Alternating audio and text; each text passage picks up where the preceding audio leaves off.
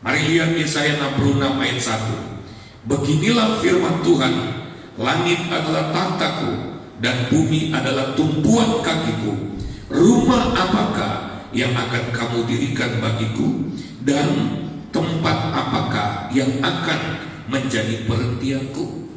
Saudara sekalian, di dalam ayat ini, walaupun Tuhan sedang mengoreksi tata cara ibadah dan rumah Tuhan dari umatnya, bangsa Yahudi, bangsa Israel, tetapi di dalam ayat ini kita bisa melihat dalam hati Tuhan, Dia juga ingin yang namanya perhentian. Dia juga ingin yang namanya istirahat, saudara.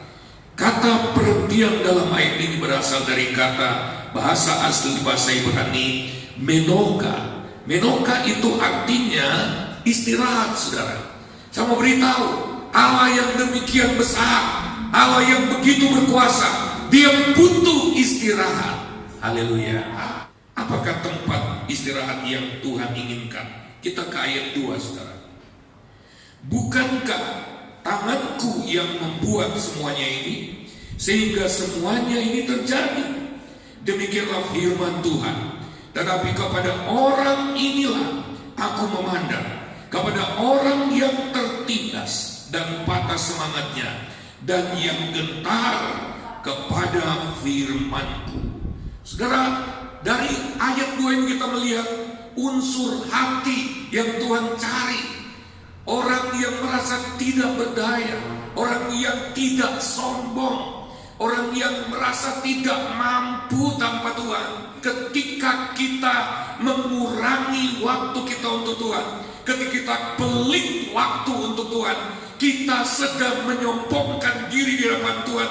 Kita sedang berkata, aku bisa walaupun tidak dekat dengan Tuhan. Dan di dalam ayat ini juga Tuhan berkata, mereka yang gentar, yang menghormati firman, yang tidak memandang enteng firman Allah, kepada orang-orang seperti itulah Tuhan lebih tertarik ketimbang sebuah bangunan yang keren. Bukan berarti gedung gereja ini tidak baik, saudara. Kita berkumpul di sini untuk belajar firman, tetapi Allah merindukan sebuah hati yang tiap hari menghargai Dia. Ya, kalau teringat firman Tuhan, gak sepele gitu. Firman Tuhan datang lagi, apalagi hal yang sama diulang-ulang, tapi hal yang sama tidak dipraktekkan, saudara. Kita sedang melecehkan firman Tuhan. Kita sedang tidak menghargai firman Tuhan. Lalu kita pikir kalau Tuhan bersuara lewat firman Tuhan, kita tidak mendengarkan dengan sungguh-sungguh. Lalu kemudian kita pikir bahwa Tuhan juga wajib mendengarkan kita dengan sungguh-sungguh waktu kita berseru. No. Ada ayat-ayat dalam Alkitab yang berkata, kalau hikmat berseru-seru tapi kita tidak menghargai, pada saat kita berseru nggak sempat, kita nggak bisa tiba-tiba terkoneksi dengan Tuhan. Pada waktu mendadak kita punya masalah, kenapa kita sering panik? Kenapa kita kehilangan damai sejahtera? Kenapa ketakutan lebih menguasai kita daripada iman pengharapan? Karena kita mendadak baru cari Tuhan, karena kita mendadak baru membangun atmosfer hati kita. Ketika ada masalah, kita tidak siap sedia setiap saat untuk menangkap arahan-arahan dari Tuhan. Oleh sebab itu, kita perlu memiliki hati yang Tuhan inginkan, supaya Allah itu selalu terhubung dengan kita. Mari kita lihat hati seperti apa yang dapat kita persembahkan kepada Tuhan sebagai suasana istirahat. Karena Tuhan ingin istirahat bersama-sama dengan kita. Haleluya. Tuhan merindukan, Tuhan mengadakan waktu istirahat, bukan hanya untuk dirinya, tetapi juga untuk kita. Mari kita lihat arti kata menoka itu, saudara. Arti yang sebenarnya dari menoka itu adalah berhenti dari segala aktivitas. Hati yang mau berhenti, bukan sambil lalu, Kita sudah belajar tentang ibadah yang sejati yang 1 kali 24 jam terhubung dengan Tuhan. Tetapi itu ditentukan oleh waktu-waktu khusus, di mana kita tidak bekerja, kita menghentikan semua aktivitas, kita kasih yang spesial bagi Tuhan. Quality time, waktu yang berkualitas kita kasih untuk Tuhan. Mau menyendiri sebentar, tinggalkan semua aktivitasmu. Jangan pikirkan persoalan, hatimu diberikan kepadaku pada jam yang khusus itu. Itulah jam keintiman. Mau bilang apa? Saya nggak punya waktu. Apakah kita pikir 24 jam tiap hari itu punya kita? Kalau Tuhan sudah nggak kasih, memangnya kita punya waktu? Kalau Tuhan bikin kita istirahat di rumah sakit berhari-hari, apalagi ada COVID, minimal 14 hari. Kalau parah bisa 18, bahkan ada yang sampai 20 hari. Kalau Tuhan bikin kita istirahat paksa. Nah itu kalau suruh istirahat karena COVID. Kalau suruh istirahat selama-lamanya bagaimana? Gak usah selama-lamanya, suruh istirahat karena stroke saja. Terus kita ngomong, Tuhan sembuhkan saya. Tuhan ngapain? Ada kalanya Tuhan bikin kita istirahat paksa, karena kita pencuri, perampok waktunya Tuhan. Hubungan yang terus-menerus dengan Tuhan ditentukan pada waktu-waktu istirahat kita dengan Tuhan. Disitulah kita mengalami pertolongan Tuhan. Yang kedua, Menoka itu artinya hati yang tenang di hadirat Tuhan, karena percaya kepada Tuhan. Kenapa kita tidak menyediakan waktu untuk Tuhan secara khusus? Kita nggak percaya bahwa Tuhan itu bisa melipat gandakan berkat dalam pekerjaan kita sehari-hari. Kita nggak percaya, kita lebih percaya diri kita. Kalau 1 jam untuk Tuhan ini saya pakai buat bekerja, itu lebih mendapatkan berkat. Padahal Tuhan bisa kunci, bisa bikin seret usaha kita. Kalau kita tidak punya waktu untuk Tuhan, kasihlah waktu untuk Tuhan. Haleluya. Jangan curi waktunya Tuhan, karena dia bisa ambil paksa itu dari kita. Tadi malam saya sudah bicara di anak-anak muda. Orang Israel dibuang ke Babilonia 70 tahun. Dan dikatakan Alkitab sesuai dengan 490 tahun di mana mereka tidak mentaati sabat atas tanah. Sabat atau perhentian. Aturan Taurat, setiap 7 tahun tanah harus diistirahatkan. Baru tahun berikut garap lagi. Tapi ini orang Israel serakah. Mereka gak pernah mau taati yang 1 tahun itu. Eman, omsetnya gede, hasilnya luar biasa. 490 tahun mereka sama sekali tidak mengistirahatkan tanah. Jadi ada 70 tahun sabat yang mereka curi dari Tuhan. Kelihatannya lama sekali. Waktu tahun ke-100 mereka bilang gak ada apa-apa. Ternyata tahun ke-200 gak ada apa-apa. Mana? Dan mereka semakin menjadi-jadi. Mereka terus saja menggarap tanah. Begitu 490 tahun lewat, itu batas akhirnya. Tuhan itu ada hitung-hitungan. Itu satu bangsa. Kalau satu pribadi itu lain lagi. Hitungannya bisa pendek. Ini satu bangsa dari generasi ke generasi. Dan Tuhan harus mendisiplin umatnya ini. Dan akhirnya selama 70 tahun mereka dibuang di Babilonia. Lalu di zaman Daniel ikut dibuang. Daniel 9-10 itulah latar belakang Daniel berdoa puasa 21 hari lamanya. Kenapa? Daniel meneliti 70 tahun sudah selesai. Kenapa Tuhan belum membebaskan umatnya?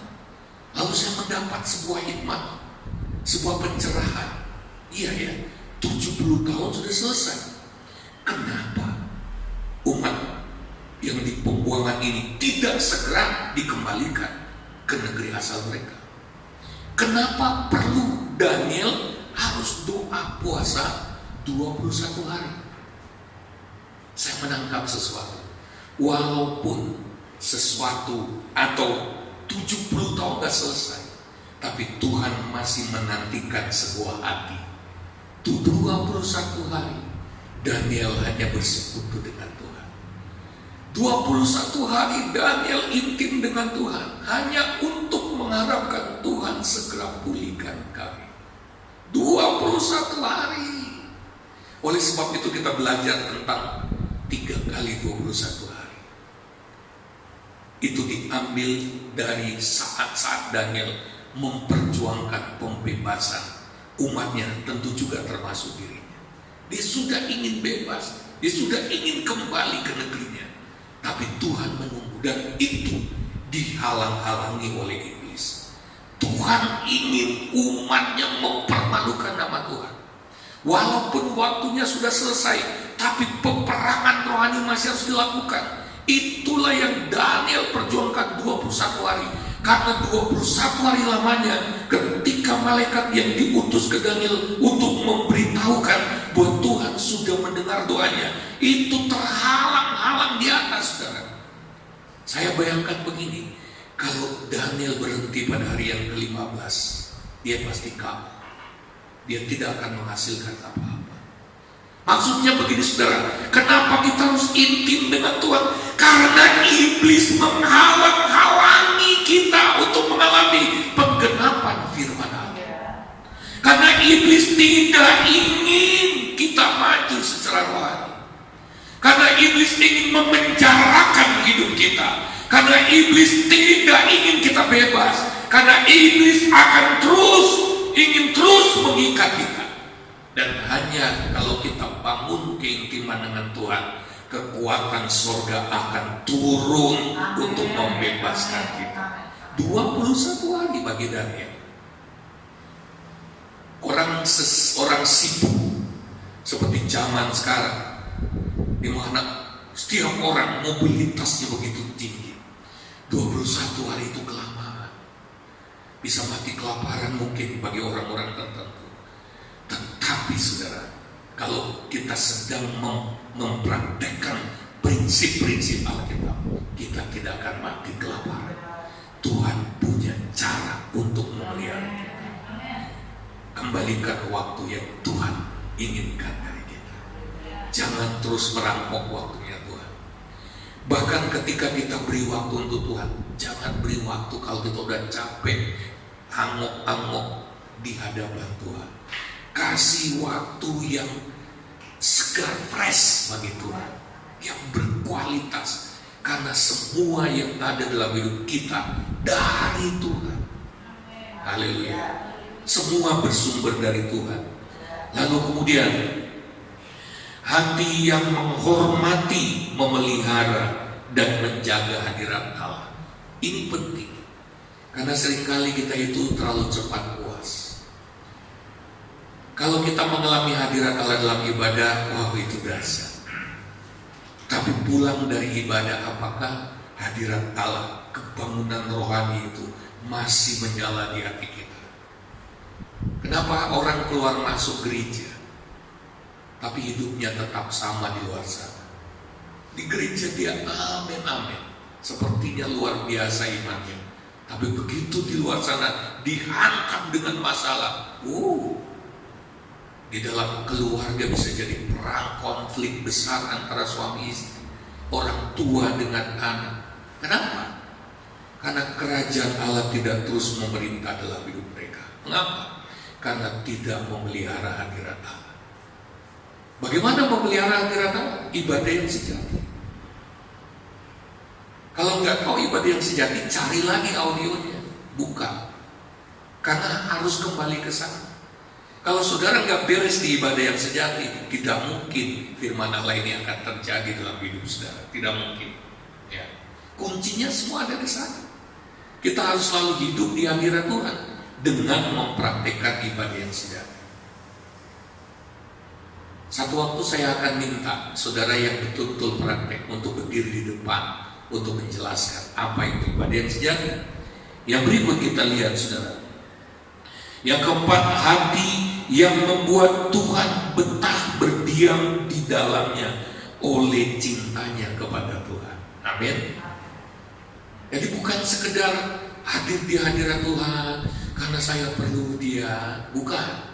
Walaupun saya nggak cinta dia, bukan.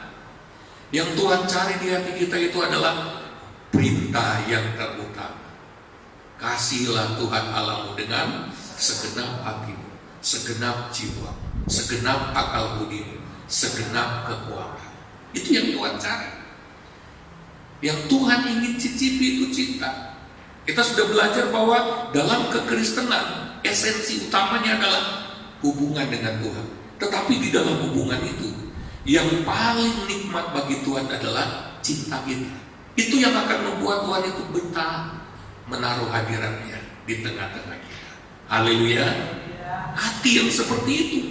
Lalu kemudian saudara, yang kelima, hati yang menjadi tempat tinggal yang aman, nyaman, damai bagi Tuhan. Karena arti kata menoka itu adalah nyaman, tempat yang nyaman, tempat yang damai, tempat yang aman. Tidak ada pengkhianatan di sana, tidak ada pihak lain di sana. Hanya berduaan dengan Tuhan. Kita tidak boleh menaruh orang ketiga di sana. Kita tidak boleh diganggu oleh siapapun.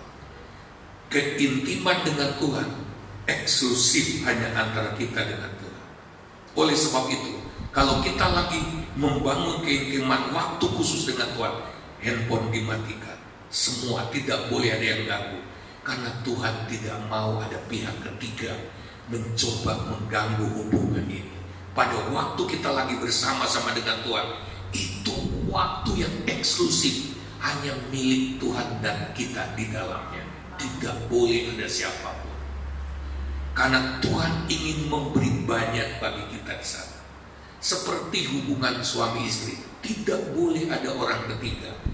Tidak boleh kita mengkhianati Tuhan di dalamnya.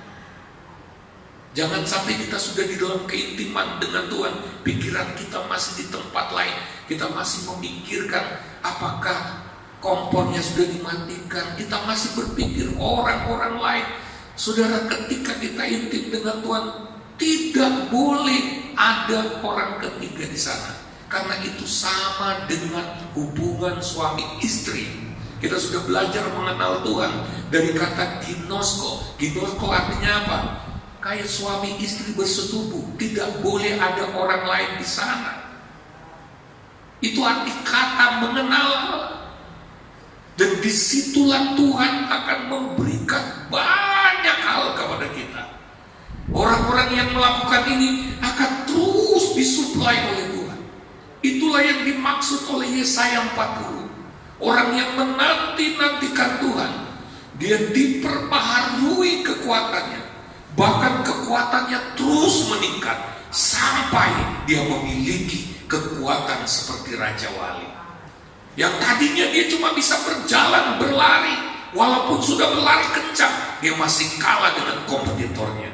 Tapi begitu dia sering rajin menanti-nantikan Tuhan, dia seperti orang yang tidak pernah lelah, saudara. Karena apa? Kekuatannya terus dibaharui. Dia tidak pernah stres karena Tuhan terus menyuplai dia. Yang tadi dia cuma bisa berlari dan orang lain masih bisa mengimbangi. Tapi ketika orang ini menanti-nantikan Tuhan, Tuhan kasih dia kekuatan Raja Wali yang bisa terbang lebih cepat. Ada waktunya di mana kita harus menggunakan kecepatan yang lebih besar ketimbang kecepatan dunia, ketimbang kecepatan perubahan yang sedang terjadi. Dan kita butuh kekuatan untuk terbang, kekuatan Raja Wali, kekuatan Roh Kudus. Orang yang selalu punya waktu menanti-nantikan Tuhan, kekuatan Roh tidak akan pernah jauh dari dia. Arus energi ilahi itu akan terus mensuplai hidupnya. Dia tidak akan pernah mengalami kelelahan jiwa. Dia tidak akan pernah mengalami tertekan jiwanya. apalagi dia tidak akan tertahan oleh intimidasi. Dia tidak bisa dihalangi. Karena begitu ada penghalang di depan, dia punya sayap Raja Wali. Dia punya jalur khusus bersama Tuhan. Dia punya jalur ajaib di mana dia bisa terbang melintasi badai. Karena ada jalur ilahi yang Tuhan berikan padanya. Itulah keintiman dengan Tuhan. Hanya bisa didapat dari sana. Hari-hari ini kita perlu sekali itu, saudara. Sekarang banyak orang terseok-seok karena COVID. Tapi anak Tuhan tidak boleh terseok-seok. Dia harus cari kekuatan Raja Wali. Milikilah waktu istirahat dengan Tuhan. Kalau kita mulai klien, ini harus bagaimana, harus begini atau begitu, kita juga bingung. Kita harus ambil tindakan apa di tengah situasi seperti ini. Kalau kita mengalami saat-saat seperti itu adalah alarm yang memanggil kita istirahat. Kalau diterus-terusin tambah hancur. Istirahat. Haleluya. Mobilmu sudah mogok terus, mati hidup di jalan, sudah itu tandanya mobilmu bawa ke bengkel. Biar dibikin betul, diservis.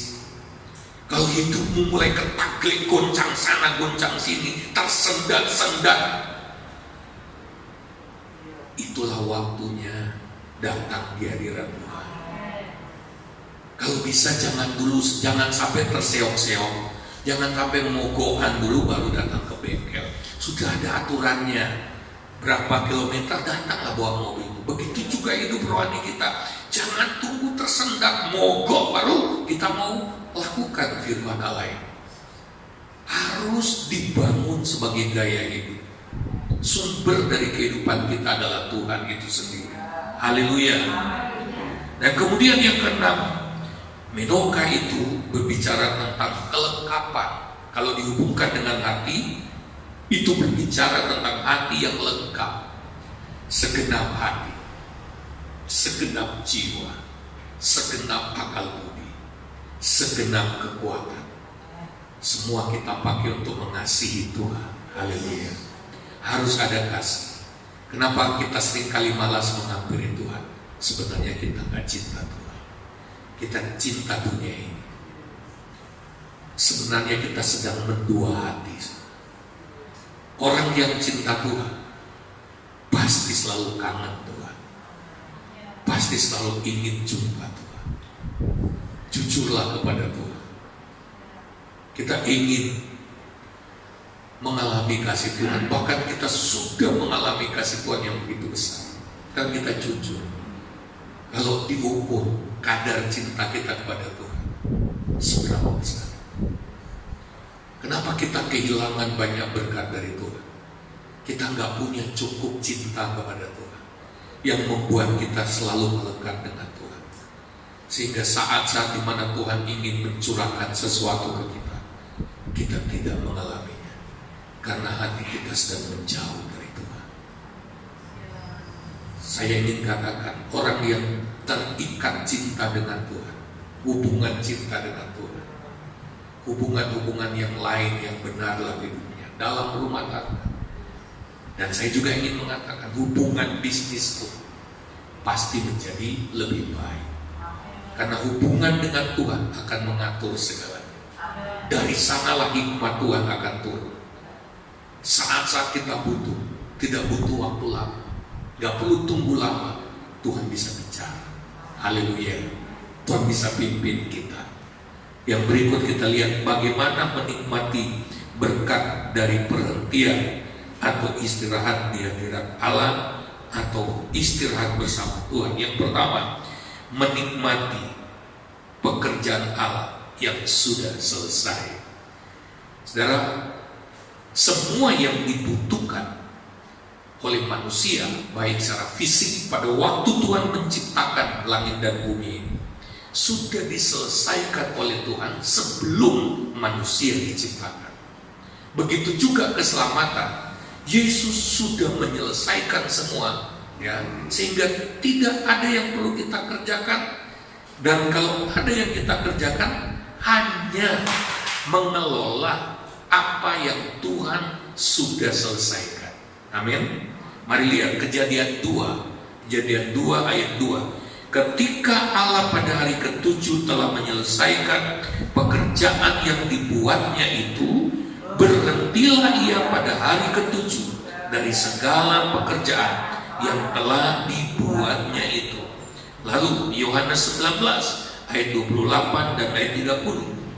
Sesudah itu, karena Yesus tahu bahwa segala sesuatu telah selesai, berkatalah ia, supaya genaplah yang ada tertulis dalam kitab suci, aku haus. Sesudah Yesus meminum anggur asam itu, berkatalah ia, sudah selesai. Lalu ia menundukkan kepala kepadanya dan menyerahkan nyawanya. Dua kata, dua ayat ini menerangkan kepada kita betapa baiknya Tuhan. Dia selesaikan semuanya untuk kita. Oleh sebab itu, saudara, mari kita lihat apa arti selesai. Dalam bahasa asli, tetelestai. Tetelestai itu yang pertama adalah teriakan proklamasi dan pengumuman tentang keberhasilan dan kemenangan salib. Haleluya. Jadi saudara, Yesus sudah mengalahkan musuh kita. Di Kejadian pasal 3, saudara, Tuhan katakan bahwa keturunan benih perempuan itu akan meremukkan kepala si ular, walaupun dia kemudian memakut kakinya.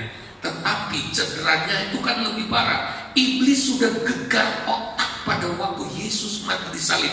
Kepalanya sudah diremukkan, saudara. Tapi di kitab Wahyu pasal 12, ekornya masih bisa menyeret seperti bintang di langit. Kepalanya sudah remus, saudara. Dia sudah habis akal sebetulnya, saudara. Dia hanya pakai cara menipu-nipu saja, saudara. Bagi anak Tuhan yang gak ngerti firman, gampang sekali ditelan oleh iblis. Tetapi Yesus sudah mengalahkan iblis. Kemenangan kita sudah dipastikan. Tinggal bagaimana kita menikmatinya. Haleluya. Ada caranya, saudara. Yang berikut, tetelestai itu artinya adalah pengumuman bahwa pekerjaan yang tidak mungkin kita selesaikan sudah diselesaikan oleh Kristus. Itulah kasih karunia. Allah ingin kita mulai di sana, saudara. Allah ingin kita mulai di pekerjaan yang sudah selesai. Allah ingin kita menjadikan itu modal utama. Pekerjaan yang Tuhan sudah selesaikan bagi kita, itulah investasi Tuhan dalam hidup kita. Dia ingin membuat hidup kita berhasil, berlipat ganda. Yang ketiga, saudara, tetelestai adalah pengumuman bahwa apa yang Yesus telah selesaikan tidak perlu lagi kita kerjakan selain menerimanya. Kita tidak perlu lagi mengerjakan apa-apa untuk menyempurnakan apa yang Yesus sudah kerjakan. Haleluya. Baik, saudara. Ada banyak hal yang karena kasihnya Dia sudah kerjakan bagi kita, saudara. Tetapi kenapa kita tidak mengalami? Kita tak punya waktu. Begitu berlimpah berkat anugerah yang Tuhan bisa alirkan ke kita. Tapi kita ini seperti kering kerontak. Kok rasanya sama saja? Kalau orang dunia menghadapi masalah, dia menjadi babak belur, kita juga sama. Ada kalanya masalah kecil saja kita nggak kuat. Bergesekan dalam gereja saja kita merasa luka parah. Kita langsung tertunduk lesu. Padahal hidup di luar gereja juga lebih keras lagi. Kenapa? Karena kita tidak belajar terhubung dengan Tuhan. Kalau kita benar terhubung dengan Tuhan, kita bukan berarti tidak akan menemukan masalah. Masalah itu adalah tes untuk mengetes kualitas hubungan kita dengan Tuhan. Masalah itu bisa datang dari orang yang paling dekat. Masalah bisa datang dari saya sebagai gembala, saudara. Karena keinginan saudara bisa berbeda dengan keinginan saya. Keinginan saya bisa berbeda dengan saudara. Apalagi saya gembala sidang. Cara berpikir seorang gembala dan cara berpikir jemaat bisa berbeda. Kok gitu ya? Masalah bisa datang dari pasangan nikahmu yang Tuhan pakai untuk mengecek kerohanianmu dan untuk menaikkan, mengupgrade rohanimu adalah orang dekatmu sendiri. Jadi jangan bilang begini, oh lebih baik saya bergaul dengan orang Amerika sana. Besi menajamkan besi, manusia menajamkan sesama. Manusia yang mana? Manusia yang hari-hari dengan dirimu. Itu yang Tuhan akan pakai. Tuhan gak pakai orang dari kutub untuk membentuk hidup. Tapi kenapa banyak anak Tuhan, aduh, masa sih saudara seiman kok kayak gini sama saya? Oh, Tuhan yang pakai dia. Kalau begitu periksa lagi. Lagi pula kenapa ya saya nggak sanggup? Berarti kurang mengalami kasih karunia Tuhan yang Tuhan sudah selesaikan. Tinggal kita menikmati. Kalau kita benar-benar bangun hubungan dengan Tuhan, menggunakan waktu-waktu istirahat dengan Tuhan, kita pasti diberi kasih karunia yang memampukan kita. Seperti Rasul Paulus yang mengalami duri dalam daging. Malah Paulus berkata, malah sekarang aku bangga kok, aku senang. Kenapa? Duri dalam daging ini, aku gak mampu benar. Aku tuh punya kelemahan yang fatal dalam diriku. Bahkan 1 Korintus, 2 Korintus itu berkata, bahwa kalau gak ada duri ini, itu Paulus bisa jadi sombong. Dia punya potensi jatuh dalam dosa. Dia belum jatuh dalam dosa, tapi Tuhan tuh tahu, ini orang ini sayang kalau dia jatuh dalam dosa kesombongan. Dia itu rasul, dia alat Tuhan. Dan kita tahu Tuhan pakai Rasul Paulus luar biasa. Oleh sebab itu ketika Rasul Paulus mengalami pengalaman rohani, diangkat ke langit yang ketiga, itu pengalaman rohani yang luar biasa dasar. Lalu Tuhan kasih duri dalam daging. Paulus sudah memohon-mohon, Tuhan aku tidak kuat Tuhan. Kalau begitu datang padaku. Stop, jangan minta lagi. Duri dalam daging ini akan selama-lamanya ada dalam hidup. Dan Alkitab mengatakan duri dalam daging itu adalah seorang utusan iblis. Dan orang ini orang dekat karena selalu ada. Duri dalam daging itu bukan orang Afrika jadi itu dalam daging sama kita. Enggak. Duri dalam daging itu orang yang melekat dengan kita, selalu ketemu. Aduh, kalau lihat mukanya pada waktu belum mengerti, Paulus belum mengerti. Paulus bilang, andai kata Tuhan izinkan, gua pintes dia bisa di blender sampai hancur. Tapi karena dia rasul, dia berdoa, Tuhan gimana ini? Kok orang ini terus musuh aku? Sakit loh Tuhan. Aku ini nggak tahan loh. Harga diriku terhina loh. Harga diriku ini loh Tuhan. Aku ini manusia, punya harga diri Tuhan. Apa aku harus hajar dia? Semua mengalami seperti itu. Tapi Tuhan bilang, itu untuk jaga kamu gak sopan. Dia sedang memberitahu kelemahan supaya kau berhati-hati dengan kelemahan, supaya kau cari kekuatan dari Tuhan. Dan akhirnya Paulus, oke lah Tuhan, tapi aku harus tahu caranya menghadapi dia. Tuhan bilang, cukuplah kasih karuniaku bagimu. Tuhan kasih karunia. Dan setelah Paulus mengerti maksud Tuhan, dia berbangga dalam kelemahan yang satu itu. Dia bilang begini, aku malah bermegah dalam kelemahanku. Karena justru pada saat aku sudah gak kuat, disitulah kasih karunia Tuhan turun berlimpah-limpah. Allah tidak pernah memberi kita persoalan tanpa menyediakan kasih karunia. Allah tidak pernah mengizinkan pergumulan hidup dalam hidup kita tanpa memberikan kekuatannya. Allah tidak pernah kasih peperangan rohani pada kita tanpa menyediakan cukup banyak kasih karunia untuk membuat kita menang. Tapi bagaimana kita mengalaminya? Kasih waktu buat Tuhan selalu. Kita perlu istirahat. Taraf hidupmu juga perlu dinaikkan. Taraf ekonomimu juga mungkin perlu dinaikkan, ditingkatkan. Cari kekuatan dari Tuhan. Jangan jadi kesetnya dunia. Jadi kesetnya Tuhan gak apa-apa. tapi jangan jadi kesetnya dunia. Haleluya. Mari kita lihat. Tetelestai adalah pengumuman bahwa jalan menuju Bapa sudah terbuka. Ibrani pasal 9 ayat 20, tidak usah dibaca, saudara belajar di rumah, saudara. Jadi kita sekarang punya Bapa. Kita bukan anak yatim yang tanpa siapa-siapa. Amin. Mungkin kita punya Bapa duniawi, tapi kehidupan kita kayak anak yatim, nggak ada siapa-siapa yang mengopeni, ya semua serba sendiri. Tapi sejak Yesus menyelesaikan semuanya di atas kayu salib, kita dibukakan jalan untuk ketemu Bapa yang sempurna itu. Sehingga kita bukan lagi anak yatim. Kita bukan lagi anak yang tidak merasakan Bapa. Tetapi saat ini ada seorang Bapa, ada pribadi Bapa saudara yang tidak rela anaknya kalah, anaknya jadi pecundang, anaknya rapuh, anaknya bahkan menjadi kesetnya dunia ini. Dia Bapa yang angkat derajat kita menjadi anak Bapa surgawi. Haleluya. Yang berikutnya, tetelestai atau selesai, ya, mengandung arti ya, bahwa Yesus sudah membuka pintu kasih karunia bagi kita.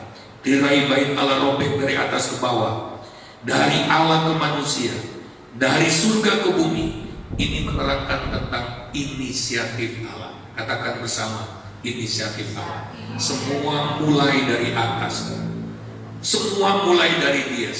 Coba baca Yohanes pasal 6. Saya tidak cantumkan dalam ayat ini, tetapi ada dalam Yohanes 6 ayat 44. Tolong dibacakan.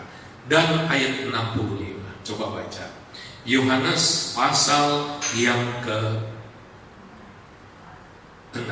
Baca. Tidak ada yang baca.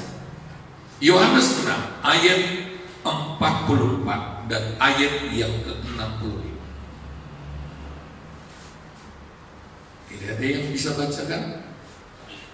Yohanes pasal 6 ayat 44 sampai ayat 44 dan ayat 65. Tidak ada yang baca. Tidak ada seorang pun yang dapat datang padaku jikalau yang tidak ditarik oleh Bapa yang utus aku. Ayat 65. Sebab itu lalu ia berkata, sebab itu telah kukatakan kepadamu, tidak ada seorang pun dapat datang kepadaku kalau Bapa tidak mengaruniakannya kepadanya. Ayat 44 Bapa yang menarik.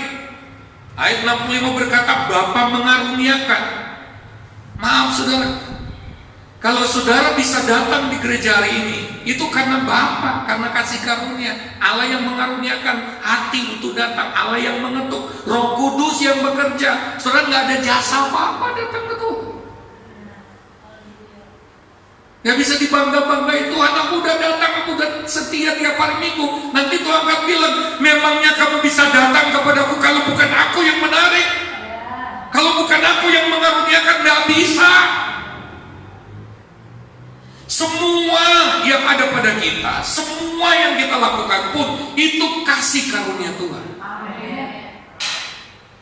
Hanya seringkali kan kita yang berkeras hati, udah diketuk-ketuk, ditarik sama Tuhan, ayolah, keadaan itu parah, lama-lama kamu gak bisa, gak sanggup, ayo, Roh Kudus terus tarik. Tapi kitanya kan yang gak mau, karena kita pikir kita boleh seenaknya sama Tuhan. Yang penting bengak-bengok dari jauh, Tuhan, kowe kan Tuhan, kenapa aku dibiarkan begini? Tuhan bilang, iya sini, kamu harus punya hati yang terus terhubung dengan aku. Nanti semuanya akan disuplai, kekuatan, hikmat akan diberikan. Tapi kita kan lebih mementingkan yang lain. Kita punya Allah lain soalnya. Haleluya. Yang berikut saudara, jadi semua inisiatif Allah. Katakan semua adalah inisiatif Allah. Kita kalau dibiarin saudara, Alkitab mengatakan dalam Roma 3, gak ada orang yang mau cari Tuhan, gak ada. Makanya dalam Injil Matius dikatakan, aku datang untuk mencari yang terhilang. Kalau Tuhan gak cari kita, gak bakal kita ketemu Tuhan. Tuhan tuh begitu baik, dia cari kita. Roma 8:26 berkata, kita gak ngerti bagaimana berdoa dengan benar. Roh Kudus bantu kita untuk berdoa dengan benar. Oleh sebab itu, karena semua dimulai dari Allah, kita harus selalu datang kepada Allah. Kalau kita benar. Oleh sebab itu kekristenan saya katakan bukan diukur dengan perbuatan semata, tapi diukur dengan hubungan kita dengan Tuhan. Kekristenan kita baru benar kalau hubungan kita dengan Tuhan benar. Walaupun kita keluar masuk gereja, tapi kehidupan sehari-hari kita nggak ada persekutuan dengan Tuhan, tidak ada hubungan dengan Tuhan, itu bukan kekristenan. Nggak akan dapat apa-apa. Kekristenan itu 1x24 jam kau harus disuplai oleh arus hidup ilahinya Tuhan, kasih karunia Tuhan. Jadi harus bergaul karib dengan Tuhan. Modalnya bukan cuma datang di hari Minggu seperti ini, bukan. Modalnya bukan cuma keluar masuk gereja. Kekristenan itu akan sangat dahsyat kalau tiap-tiap saat kita punya hati yang selalu terhubung dengan Tuhan. Dan kita sudah belajar, Pak saya sibuk. Alkitab katakan apapun yang kau lakukan, lakukan untuk Tuhan.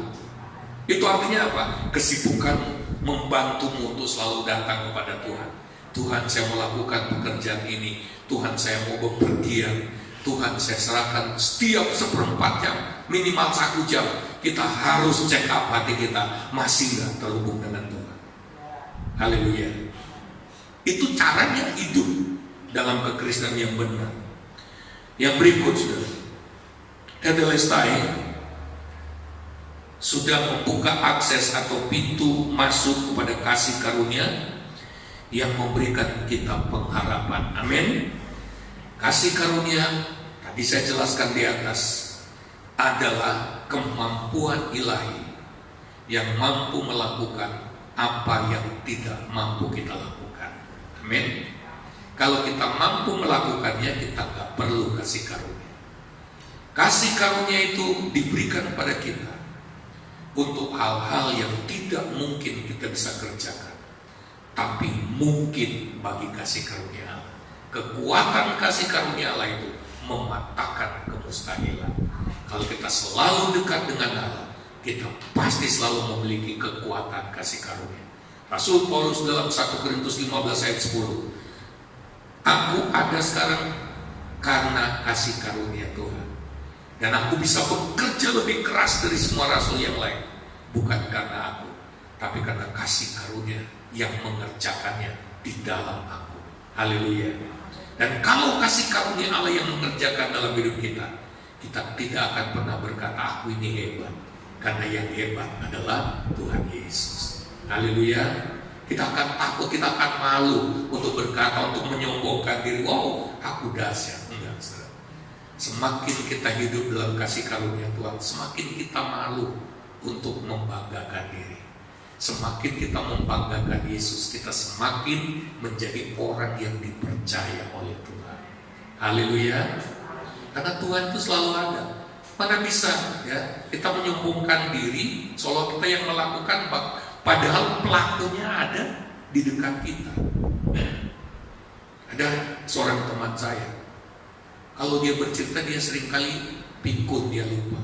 Oh, waktu itu saya begini, tuh saya begitu. Terus saya tanya, waktu itu kamu sama siapa? Hehehe, sama kamu ya, kamu yang tolong. Dia lupa bahwa saya ada waktu itu. Tapi dengan bangganya dia nyombongkan di depan saya. Oh, waktu itu kan aku begini, begitu, dan aku bisa begini, begitu. Terus siapa yang membukakan jalan bagi kamu waktu itu? Siapa yang ada di situ? Oh iya, kamu ternyata ya. Maaf. Ada kalanya kita tuh pikun. Kita dahsyat. Kita lupa Tuhan yang diajak bicara itu sang pelaku yang sejati yang ada di situ. Saudara, kalau kita jadi begini, saya jadi produk keren-keren seperti saat ini. Coba lihat kiri kanan, kan keren-keren kan. Itu juga karena Tuhan, amin. Karena itu coba kalau kita nggak punya Tuhan, kita itu kayak gelandangan pasti. Kita itu kayak pengemis, compang camping. Tapi karena kita anak Tuhan, nama saja langsung berubah. Haleluya. Siapa yang dikasih nama baptis yang bagus? Ya. Dan kalanya dia sudah nggak mau pakai nama aslinya, cuma kalau bikin surat baru pakai. Dia lebih senang pakai nama baptisnya. Betul atau betul? Saya beri kemuliaan bagi Tuhan. Jadi kalau saudara dan saya keren hari ini, itu semua karena Tuhan. Saya kalau ingat latar belakang saya dari saya kecil, saya berani cerita juga sekarang karena saya sudah seperti ini. Mungkin kalau nggak seperti ini saya bisa umpet-umpetkan. Pokoknya nggak boleh ada orang yang tahu latar belakang saya. Kalau sampai tahu malu. Dari kecil gimana hidup saya. Satu saja saya ceritain ya. Kalau 17 Agustus nggak bisa kan beli sepatu baru, walaupun sudah kayak mulut buaya, itu diputiin. Pakai apa saudara? Pakai kapur yang buat ngecat pagar itu. Kalau jalan tuh harus pelan-pelan supaya nggak rontok. Itu pun caps yang saya beli itu hasil saya panen cabai di kebun orang. Kalau dipanenkan nanti sepatu anaknya yang sudah besar, capsnya dikasihkan saya, nggak bisa beli karena saya anak pertama, banyak hadiahnya. Saya nggak pernah lupa itu. Nanti kalau sudah selesai 17 Agustus mulai rontok lagi itu putih-putih kan, kapur. Sudah pernah mengalami seperti itu kan? Jadi kalau saya seperti sekarang, itu karena Tuhan bikin keren. Coba tanya kiri kanan, kamu mau lebih keren lagi atau mau tetap seperti ini? Kalau mau lebih keren lagi, bergantunglah pada kasih karunia. Haleluya. Saya tidak akan terlalu lama. Kita sampai pada bagian kedua ini saja. Ya. Yang ketujuh kita jelaskan dulu. Selesai artinya Tuhan sudah memberi kita kemenangan atas maut. Amin. Gak perlu tambah pada maut. Yang kedua, berhenti dari segala aktivitas kerja. Arti istirahat. Ibrani 4 ayat 10, sebab barang siapa telah masuk ke tempat perhentiannya, ia sendiri telah berhenti dari segala pekerjaannya. Sama seperti Allah berhenti dari pekerjaannya. Artinya kalau saudara mau adakan waktu, sebenarnya firman Tuhan pagi hari ini khusus berbicara tentang waktu-waktu intim dengan Tuhan, yaitu saat dimana kita benar-benar berhenti. Katakan sama berhenti. Ya, sudah relakan waktu itu karena itu juga milik Tuhan. Ya, kita berhenti tanpa gangguan apapun. Kalau kita sendiri yang datang, karena ini hubungan pribadi dengan Tuhan. Kalau kita sedang hubungan pribadi dengan Tuhan, istri, anak harus dipesan, jangan diganggu sampai selesai. Haleluya. Lalu dapatkan sebanyak-banyaknya. Bagaimana caranya sekarang? Waktu pribadi dengan Tuhan bukan berarti kita bengak-bengok nyembah Tuhan cerita. Ada waktunya kita hanya duduk di hadapan Tuhan, hanya menikmati pribadinya, mungkin tanpa ngomong apa-apa. Hanya pikiran kita dipenuhi dengan kekasih kita, yaitu Tuhan itu. Lalu kemudian perasaan kita, imajinasi kita yang menggambarkan Tuhan memeluk kita. Lalu kemudian kita mulai mengaktifkan perasaan kita, apa yang kita rasakan pada saat itu. Bahkan pendengaran rohani kita bisa diaktifkan. 3 indera rohani diaktifkan: visual, auditori, dan intuisi. 3 hal ini. Waktu kita datang pribadi dengan Tuhan, aktifkan 3 ini. Ya, biarkan Roh Kudus membantu kita mendapatkan gambaran tentang Tuhan. Biarkan Roh Kudus mengadu-adu perasaan kita, intuisi, impresi. Waktu kita duduk, kita nggak ngomong apa-apa, tapi Roh Kudus akan aktif bekerja. Haleluya. Kalau kita suruh ngomong terus, kehabisan bahan doa nanti, ya kita diam aja. Nanti kalau Roh Kudus membangkitkan kita untuk mengatakan memuji Tuhan, baru memuji Tuhan. Lalu telinga rohani kita bekerja, ya, auditori, bukan telinga jasmani, saudara. Ada kalanya Tuhan akan menaruh kata-kata di dalam hati kita. Saya pernah mengalami ketika saya hubungan pribadi dengan Tuhan. Tiba-tiba iblis itu mengatakan, kamu itu brengsek, tahu nggak? Kamu pendeta tapi kamu itu nggak benar, tahu nggak? Gitu. Iblis mulai mengangkat dosa-dosa saya dan berbagai hal yang tidak benar yang saya sudah bereskan dengan Tuhan. Tiba-tiba waktu itu saya mulai menarik diri dari Tuhan. Saya mulai menjadi kayak pesakitan di hadapan Tuhan. Saya mulai merasa tidak layak. Tapi kemudian sementara saya dengan air mata di hadapan Tuhan, tiba-tiba saya merasakan seperti Tuhan memeluk saya. Apapun keadaanmu, aku tetap mengasihi. Dan air mata saya mengalir lebih deras lagi. Saya nggak bisa ngomong apa-apa lagi. Sejak saat itu saya tahu saya punya Bapa yang selalu berkeinginan untuk memperbaiki dan memulihkan hidup saya. Saya beri kemuliaan bagi Tuhan. Hari yang main musik maju ke depan. Haleluya, puji Tuhan. Haleluya, biarlah Tuhan menolong kita semua untuk mengerti firman Tuhan ini. Biarlah Tuhan menerangkan lebih jauh isi hatinya buat kita semua. Biarlah Tuhan oleh rohnya selalu mengingatkan kita bahwa kita ada hingga hari ini karena kemurahan Tuhan. Oleh karena kemurahan Tuhan. Haleluya, puji Tuhan. Oleh karena kemurahan Tuhan, ku ada sampai hari ini. Oleh karena kebaikan Tuhan, janji-Mu terjadi. Katakan lagi, oleh karena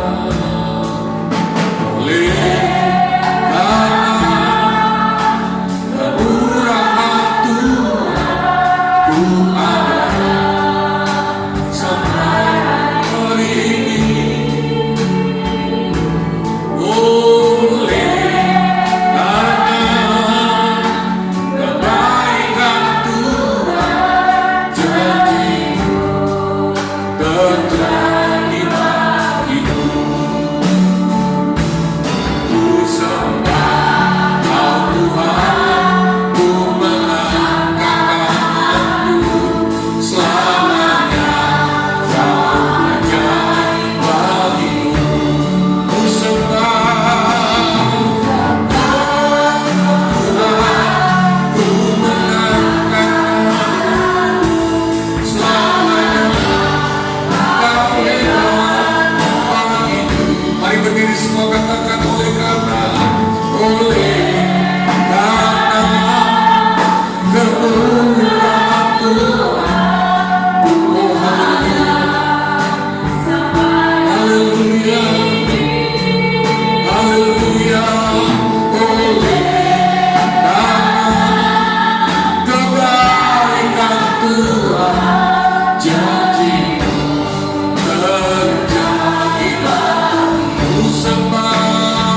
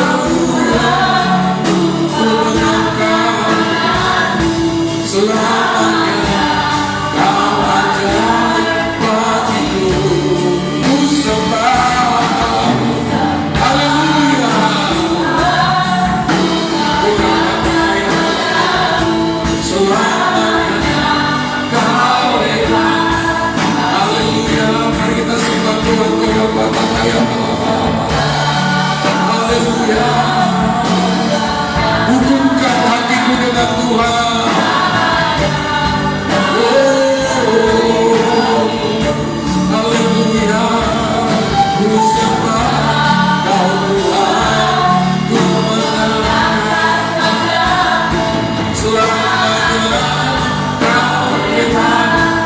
Haleluya, mari sembah Dia secara spontan, sembah Dia.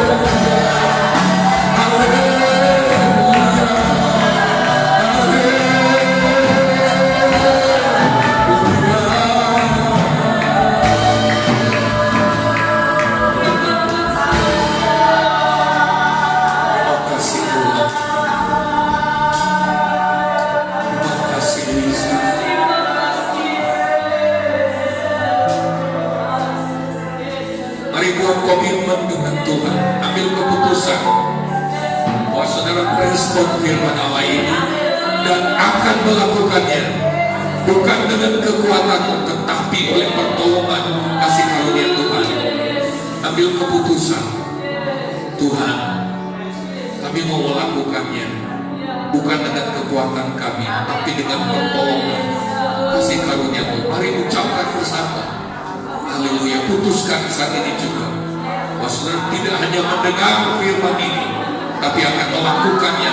Sebab Allah sudah menanti-nantikan saat-saat intim dengan dirinya. Dia intim dengan kita. Dia akan mencurahkan anugerahnya lebih lagi. Bapa di surga, diberkatilah setiap anak-anak-Mu, kami semua yang sekarang mengalami kebangunan rohani, yang saat ini dilawan Tuhan, yang saat ini mengambil keputusan untuk melakukan firman Allah, untuk membangun hubungan yang karib dengan Engkau. Diberkatilah setiap anak-anak ini. Semua akan mengalami revival yang terus-menerus dalam tiap hari, dalam setiap waktu. Tuhan memberkati kita semua. Dalam nama Tuhan Yesus, kami terima seluruh berkat anugerah, berkat firman Allah pada pagi hari ini. Haleluya, haleluya. Beri kemuliaan bagi Tuhan.